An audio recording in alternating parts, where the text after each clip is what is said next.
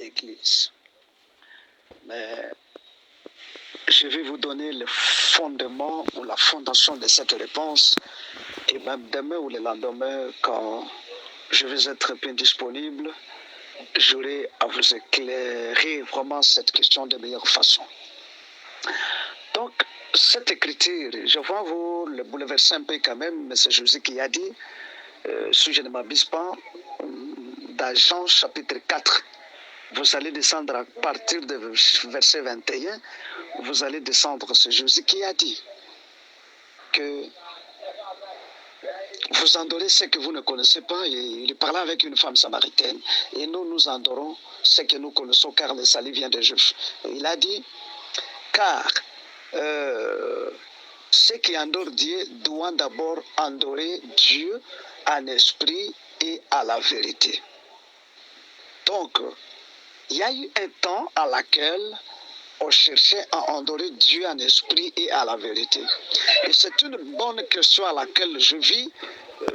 Malheureusement, j'ai été épuisé, mais je dois vous équilibrer. Qu'appelle-t-on esprit et qu'appelle-t-on la vérité? La vérité, c'est l'accomplissement d'une promesse. C'est ce qu'on appelle la vérité. Et l'esprit, c'est quoi? Lorsque je vous ramène à la création dans Genèse chapitre 1, verset 6, Dieu dit, faisons ou créons l'homme à notre image. Et Franck Banam qui m'explique que l'homme dont ils ont créé à l'image de Dieu, ce n'était pas l'homme le corps, ce n'était pas l'homme Adam que les gens prétendent à expliquer aujourd'hui, non, c'était l'homme esprit, l'homme moral. Et l'homme esprit ne devrait pas travailler sans instrument. C'est en cela que l'Éternel s'est remis au travail dans Genèse chapitre 2, verset 7. Il forma l'homme de la poussière de la terre. Et il soufflant dans ses narines, et l'homme devient une âme vivante.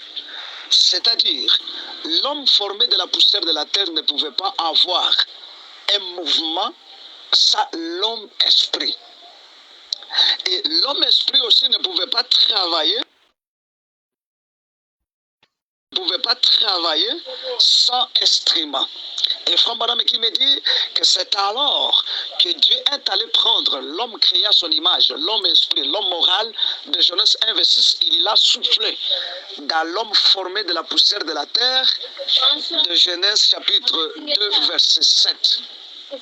Alors, l'homme devient une âme vivante, l'homme devient Dieu, l'homme devient l'associé de Dieu.